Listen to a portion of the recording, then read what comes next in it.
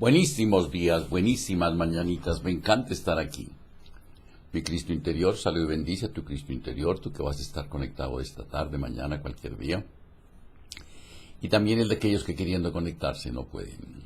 Hoy es jueves 5 de noviembre, mes 11 de 2015, programa número 1125. Que el espíritu de sabiduría descienda sobre nosotros todos y nos ilumine, a mí para decir lo que debo decir, a ustedes para comprenderlo. Gracias por sus correos, no debo uno solo. Es que el lunes lo aproveché. Gracias por sus manifestaciones y buenos deseos de bienestar y salud para conmigo. Gracias. Iniciamos hoy la lectura de un libro. Se llama La enfermedad como camino, de un par de autores suecos. Uno de ellos se llama Thorvald Deffelson. Escúchenlo, aprovechenlo y pidan las memorias. Pídanlas. Este libro es incómodo porque arrebata al ser humano el recurso de utilizar la enfermedad a modo de coartada para rehuir problemas pendientes. Nos proponemos demostrar que el enfermo no es víctima inocente de errores de la naturaleza, sino su propio verdugo. Y con esto no nos referimos a la contaminación del medio ambiente, a los males de la civilización, a la vida insalubre, ni a los villanos similares, sino que pretendemos situar en primer plano el aspecto metafísico de la enfermedad. Aspecto metafísico de la enfermedad. A esta luz, los síntomas se revelan como manifestaciones físicas de conflictos psíquicos y su mensaje puede descubrir el problema de cada paciente. Es decir, toda enfermedad tiene un origen mental. En la primera, excepto que te atropelle un bus. En la primera parte se expone una filosofía de la enfermedad y se dan las claves para su comprensión. Recomendamos muy esencialmente leer con toda atención esta primera parte, más de una vez si fuere necesario, antes de pasar a la segunda. Este libro puede considerarse como continuación o comentario de nuestro anterior Astrología y Reencarnación. Astrología y Reencarnación, si bien nos hemos esforzado por hacerlo en sí mismo. Completo. En la segunda parte se exponen los cuadros clínicos con su simbolismo y su carácter de manifestaciones y de problemas psíquicos. Un índice de cada uno de los síntomas colocado al final de la obra permitirá al lector hallar rápidamente, si lo precisa, un síntoma determinado. De todos modos, nuestro primer objetivo es el de dar al lector una nueva perspectiva que le permita reconocer los síntomas y entender su significado por sí mismo. Simultáneamente, hemos utilizado el tema de la enfermedad como base para muchos temas ideológicos y esotéricos cuyo alcance rebasa el marco de la enfermedad. Este libro no es difícil, pero tampoco es tan simple ni trivial como pueda parecer a quienes no comprenden nuestro concepto. No se trata de un libro científico escrito con una disertación, escrito como una disertación, es decir, una conferencia. Está dedicado a las personas que se sienten dispuestas a caminar en lugar de sentarse a la vera del camino, a matar el tiempo con malabarismos y especulaciones gratuitas. El que busca la luz no tiene tiempo para cientificismos, sino que aspira al conocimiento. Este libro, a pesar de que suscitará muchos antagonismos, esperamos que llegue a manos de aquellos que puedan utilizarlo como guía en su caminar. Solo para ellos hemos escrito. Este libro fue escrito en febrero de 1983 en Múnich, Alemania. Enfermedad y síntomas. Vivimos en una época en la que la medicina continuamente ofrece al asombrado profano nuevas soluciones fruto de unas posibilidades que rayan en lo milagroso. Pero al mismo tiempo se hacen más audibles las voces de desconfianza hacia esta casi omnipotente medicina moderna. En cada día mayor el número de los que confían más en los métodos antiguos o modernos de la medicina naturista o de la medicina homeopática que en la supercientífica medicina académica. Escuchen eso, más en la medicina homeopática que en la supercientífica medicina académica. No faltan los motivos de crítica, efectos secundarios, mutaciones de los síntomas, falta de humanidad, costes exorbitantes y otros muchos.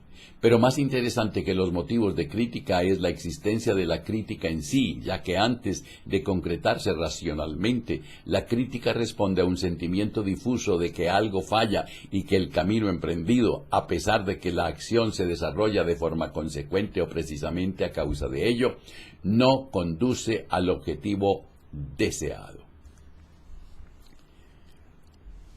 Esta inquietud es común a muchas personas, entre ellas a no pocos médicos jóvenes. De todos modos, la unanimidad se rompe cuando de proponer alternativas se trata. Para unos la solución está en la situación de la medicina, para otros en la situación de la quimioterapia por remedios naturales y vegetales. Mientras unos ven la solución en todos los problemas en la investigación de las radiaciones telúricas, otros propugnan por la homeopatía. Los acupuntores y los investigadores de los focos abogan por desplazar la atención del plano morfológico al plano energético de la fisiología. Si contemplamos en su conjunto todos los esfuerzos y métodos extraacadémicos, observamos, además de una gran receptividad para toda la diversidad de métodos, el afán de considerar al ser humano en su totalidad como un ente físico-psíquico, parte física, parte psíquica. Ya para nadie es un secreto que la medicina académica ha perdido de vista al ser humano. Voy a repetir esa frase. Ya para nadie es un secreto que la medicina académica ha perdido de vista al ser humano. La superespecialización y el análisis son los conceptos fundamentales en los que se basa la investigación, pero estos métodos, al tiempo que proporcionan un conocimiento del detalle más minucioso y preciso, hacen que el todo se diluya. Si prestamos atención al animado debate que se mantiene en el mundo de la medicina, observamos que generalmente se discute de los métodos y de su funcionamiento y que hasta ahora se ha hablado muy poco de la teoría o filosofía de la medicina. Si bien es cierto que la medicina se sirve en gran medida de operaciones concretas y prácticas, en cada una de ellas se expresa deliberada e inconscientemente deliberada o inconscientemente la filosofía determinante. La medicina moderna no falla por falta de posibilidades de actuación, sino por el concepto sobre el que, a menudo implícita e irreflexiblemente, basa su actuación.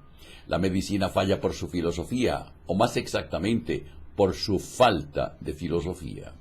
Hasta ahora, la actuación de la medicina responde solo a criterios de funcionalidad y eficacia. La falta de un fondo le ha valido el calificativo de inhumana. Si bien esta inhumanidad se manifiesta en muchas situaciones concretas y externas, no es un defecto que pueda remediarse con simples modificaciones funcionales. Muchos síntomas indican que la medicina está enferma, y tampoco esta paciente, pues puede curarse a base de tratar los síntomas. Sin embargo, la mayoría de críticos de la medicina académica y propagandistas de formas de curación alternativas asumen automáticamente el criterio de la medicina académica y concentran todas sus energías en la modificación de las formas. En este libro nos proponemos ocuparnos del problema de la enfermedad y de su curación. Pero nosotros no nos atenemos a los valores consabidos y que todos consideran indispensables. Desde luego, ello hace nuestro propósito difícil y peligroso, ya que comporta indagar sin escrúpulos en terreno considerado vedado para la colectividad. Somos conscientes de que el paso que damos no será el que vaya a dar la medicina a su desarrollo. Los procesos funcionales nunca tienen significado en sí. El significado de un hecho se nos revela de la interpretación que le atribuimos. Por ejemplo, la subida de una columna de mercurio en un tubo de cristal carece de significado hasta que interpretamos este hecho como manifestación de un cambio de temperatura. Cuando las personas dejan de interpretar los hechos que ocurren en el mundo y el curso de su propio destino, su existencia se disipa en la incoherencia y el absurdo. Del mismo modo que la letra y el número son exponentes de una idea subyacente, todo lo visible, todo lo concreto y funcional es únicamente expresión de una idea y por lo tanto intermediario hacia lo invisible. En síntesis podemos llamar a estos dos campos forma y contenido. En la forma se manifiesta el contenido que es el que da significado a la forma. Los signos de escritura que nos transmiten ideas ni significado resultan tontos y vacíos. Y esto no lo cambiará el análisis de los signos, por minucioso que sea. Otro tanto ocurre en el arte. El valor de una pintura no reside en la calidad de la tela y los colores. Los componentes materiales del cuadro son portadores y transmisores de una idea, una imagen interior del artista. El lienzo y el color permiten la visualización de lo invisible y son, por lo tanto, expresión física de un contenido metafísico. ¡Qué bonito! Con estos sencillos ejemplos hemos intentado explicar el método que se sigue en este libro para la interpretación de los temas de enfermedad y curación. Nosotros abandonamos explícita y deliberadamente el terreno de la medicina científica. Nosotros no tenemos pretensiones de científicos, ya que nuestro punto de partida es muy distinto. La argumentación o la crítica científica no serán, pues, objeto de nuestra consideración. Nos apartamos deliberadamente del marco científico porque éste se limita precisamente al plano funcional y por ello impide que se manifieste el significado. Tanto la medicina como en el lenguaje popular se habla de las más diversas enfermedades. Esta inexactitud verbal indica claramente la universal incomprensión que sufre el concepto de enfermedad. La enfermedad es una palabra que solo debería tener singular. Decir enfermedades en plural es tan tonto como decir saludes. Enfermedad y salud son conceptos singulares por cuanto que se refieren a un estado del ser humano y no a órganos o partes del cuerpo, como parece querer indicar el lenguaje habitual. El cuerpo nunca está enfermo ni sano, ya que en él solo se manifiestan las informaciones de la mente. El cuerpo no hace nada por sí mismo. Para comprobarlo, basta ver un cadáver. El cuerpo de una persona viva debe su funcionamiento precisamente a estas dos instancias inmateriales que solemos llamar conciencia, nuestra alma, y vida, espíritu. La conciencia emite la información que se manifiesta y se hace visible en el cuerpo. La conciencia es al cuerpo lo que un programa de radio al receptor. Dado que la conciencia representa una cualidad inmaterial y propia, naturalmente no es producto del cuerpo ni depende de la existencia de éste. La enfermedad significa la pérdida de un síntoma o también el trastorno de un orden hasta ahora equilibrado. Ahora bien, la pérdida de la armonía se produce en la conciencia en el plano de la información y en el cuerpo solo se muestra, se manifiesta. Por consiguiente, el cuerpo es vehículo de la manifestación o realización de todos los procesos y cambios que se producen en la conciencia. Así, si todo el mundo material no es sino el escenario en el que se plasma el juego de los arquetipos con lo que se convierte en alegoría, también el cuerpo material es el escenario en el que se manifiestan las imágenes de la conciencia. Por lo tanto, si una persona sufre un desequilibrio en su conciencia, ello se manifestará en su cuerpo en forma de síntoma. De otro lado, es un error afirmar que el cuerpo está enfermo. Enfermo solo puede estarlo el ser humano, por más que el estado de enfermedad se manifieste en el cuerpo como síntoma. En la representación de una tragedia, lo trágico no es el escenario, sino la obra. Síntomas hay muchos, pero todos son expresión de un único e inevitable proceso que llamamos enfermedad y que se produce siempre en la conciencia de la persona. Sin la conciencia, pues, el cuerpo no puede vivir ni puede enfermar. Aquí conviene entender que nosotros no suscribimos la habitual división de las enfermedades en somáticas, psicosomáticas, psíquicas y espirituales. Esta clasificación sirve más para impedir la comprensión de la enfermedad que para facilitarla. Nuestro planteamiento coincide en parte con el modelo psicosomático, aunque con la diferencia de que nosotros aplicamos esta visión a todos los síntomas sin excepción. La distinción entre somático y psíquico puede referirse a lo sumo al plano en el que el síntoma se manifiesta, pero no sirve para ubicar la enfermedad. El antiguo concepto de las enfermedades del espíritu es totalmente equívoco, dado que el espíritu nunca puede enfermar. Se trata exclusivamente de síntomas que se manifiestan en el plano psíquico, es decir, en la conciencia del individuo. Aquí trataremos de trazar un cuadro unitario de la enfermedad que, a lo sumo, sitúe la diferenciación somático-psíquico en el plano de la manifestación del síntoma que predomine en cada caso. Con la diferenciación entre enfermedad, plano de la conciencia, y síntoma, plano corporal, nuestro examen se desplaza del análisis habitual de los procesos corporales hacia una contemplación hoy insólita del plano psíquico.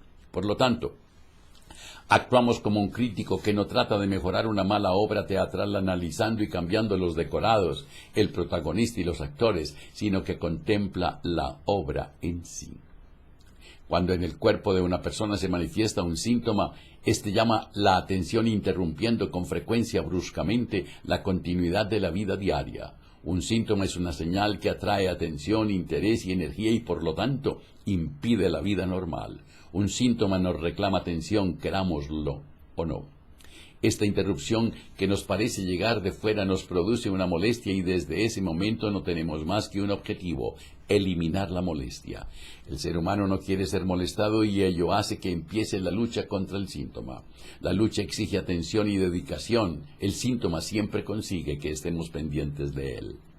Desde los tiempos de Hipócrates, la medicina académica ha tratado de convencer a los enfermos de que un síntoma es un hecho más o menos fortuito, cuya causa debe buscarse en los procesos funcionales en los que tan afanosamente se investiga. La medicina académica evita cuidadosamente la interpretación del síntoma, con lo que destierra tanto al síntoma como a la enfermedad al ámbito de lo incongruente.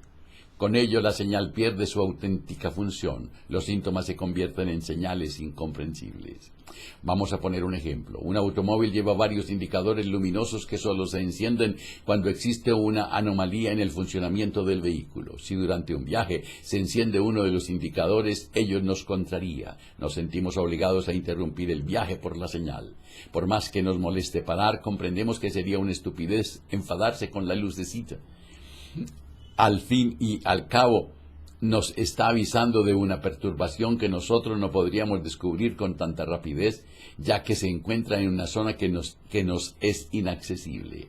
Por lo tanto, nosotros interpretamos el aviso de la lucecita como recomendación de que llamemos a un mecánico que arregle lo que haya que arreglar para que la lucecita se apague y nosotros podamos seguir el viaje.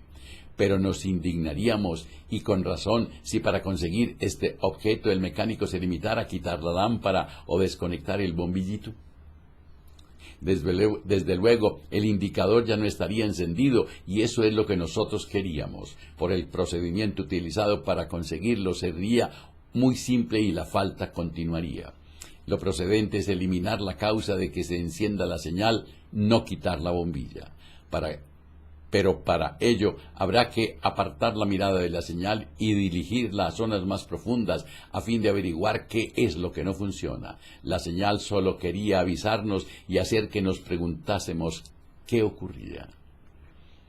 Pero la medicina académica es incapaz de dar este paso y en esto radica su problema. Se deja fascinar por los síntomas.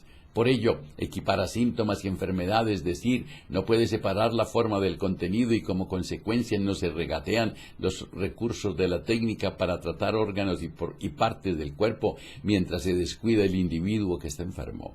Se trata de impedir que aparezcan los síntomas sin considerar la viabilidad ni la racionalidad de este propósito.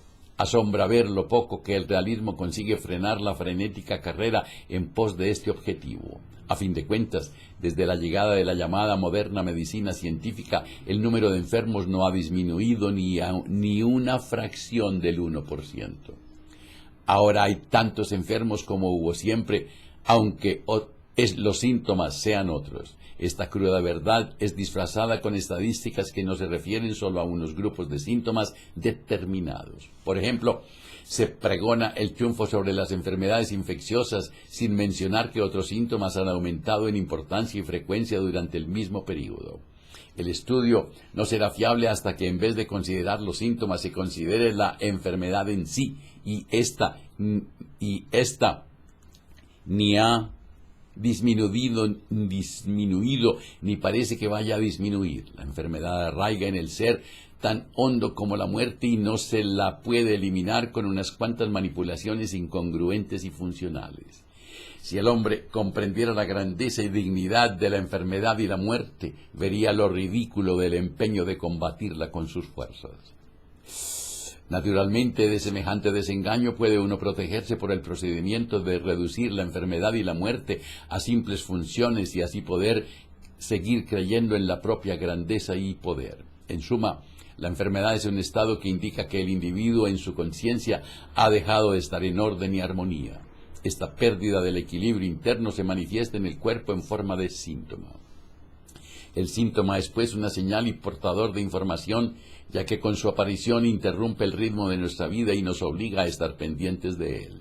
El síntoma nos señala que nosotros como individuos, como seres dotados de alma, estamos enfermos, es decir, que hemos perdido el equilibrio de las fuerzas del alma. El síntoma nos informa de que algo falla, denota un defecto, una falta. La conciencia ha reparado en que para estar sanos nos falta algo. Esta carencia se manifiesta en el cuerpo como síntoma. El síntoma es, pues, el aviso de que algo falta. Cuando el individuo comprende la diferencia entre enfermedad y síntoma, su actitud básica y su relación con la enfermedad se modifican rápidamente. Ya no considera el síntoma como su gran enemigo, cuya destrucción debe ser su mayor objetivo, sino que descubre en él a un aliado que puede ayudarla a encontrar lo que le falta y así vencer la enfermedad. Porque entonces el síntoma será como el maestro que nos ayude a atender a nuestro desarrollo y conocimiento, un maestro severo que será duro con nosotros si nos negamos a aprender la lección más importante. La enfermedad no tiene más que un fin, ayudarnos a subsanar nuestras faltas y hacernos sanos. El síntoma puede decirnos qué es lo que nos falta, pero para entenderlo tenemos que aprender su lenguaje. Este libro tiene por objeto ayudar a reaprender el lenguaje de los síntomas. Decimos reaprender, ya que este lenguaje ha existido siempre y por lo tanto no se trata de inventarlo, sino sencillamente de recuperarlo. El lenguaje es psicosomático, es decir, sabe de la relación entre el cuerpo y la mente. Si conseguimos redescubrir esta ambivalencia del lenguaje, pronto podremos oír y entender lo que nos dicen los síntomas. Y nos dicen cosas más importantes que nuestros semejantes, ya que son compañeros más íntimos, nos pertenecen por entero y son los únicos que nos conocen de verdad. Esto, desde luego, supone una sinceridad difícil de soportar. Nuestro mejor amigo nunca se atrevería a decirnos la verdad tan crudamente como nos la dicen siempre los síntomas. No es, pues, de extrañar que nosotros hayamos optado por olvidar el lenguaje de los síntomas, y es que resulta más cómodo vivir engañado, pero no cerrar los ojos ni hacer oídos sordos conseguiremos que los síntomas desaparezcan. Siempre, de un modo u otro, tenemos que andar a vueltas con ellos. Si nos atrevemos a prestarles atención y establecer comunicación, serán guías infalibles en el camino de la verdadera curación. Al decirnos lo que en realidad nos falta, al exponernos al tema que nosotros debemos asumir conscientemente, nos permiten conseguir que por medio de procesos de aprendizaje y asimilación consciente, los síntomas sí resulten superfluos. Aquí está la diferencia entre combatir la enfermedad y transmutar la enfermedad. La curación se produce exclusivamente desde una enfermedad transmutada, nunca desde un síntoma derrotado, ya que la curación significa que el ser humano se hace más sano, más completo. Curación significa redención, aproximación a esa plenitud de la conciencia que también se llama iluminación. La curación se consigue incorporando lo que falta y por lo tanto no es posible sin una expansión de la conciencia.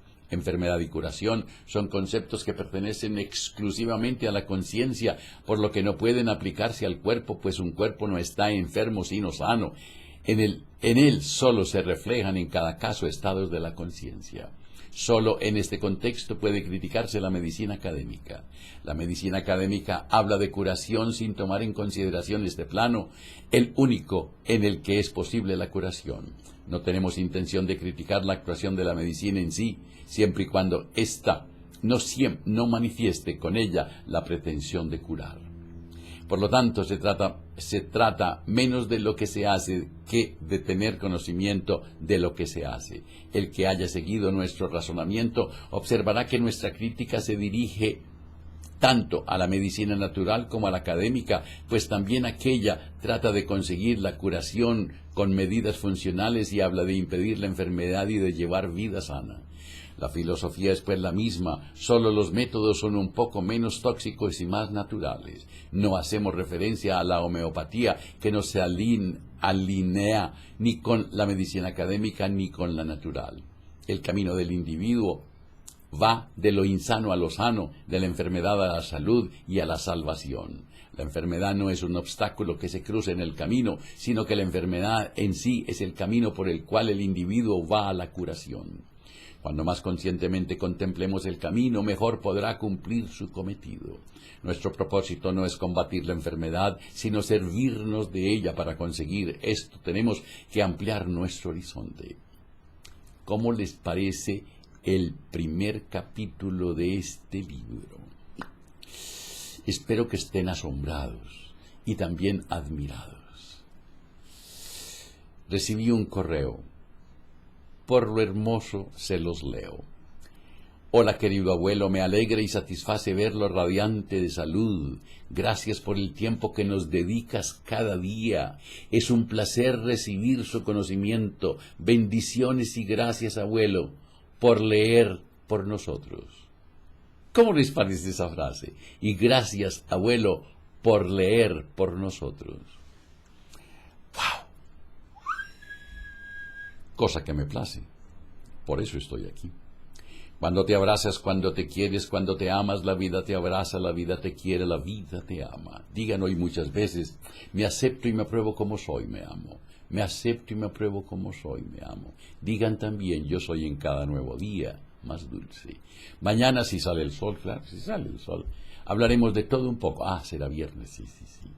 Que la prosperidad, la armonía, la salud, la sabiduría y el amor sean con ustedes y sus familias, conmigo y mi familia. Por favor, al entrar a mi página, si entras por primera vez, chulea suscriptores. Y si entras, chulea me gusta. Me gusta, suscriptores. Entonces son dos chulos. Si entras por primera vez, me gusta, suscriptores. Si entras por más de la segunda vez, me gusta. Si hoy tienes un momento de rabia, de desilusión, de tristeza, invoca al Espíritu de sabiduría, pídele que descienda sobre ti. Y cuéntale, y si en tu relato hayas algo mal puesto en tu corazón contra alguien, perdónalo. Ámalo. Agradece y olvida.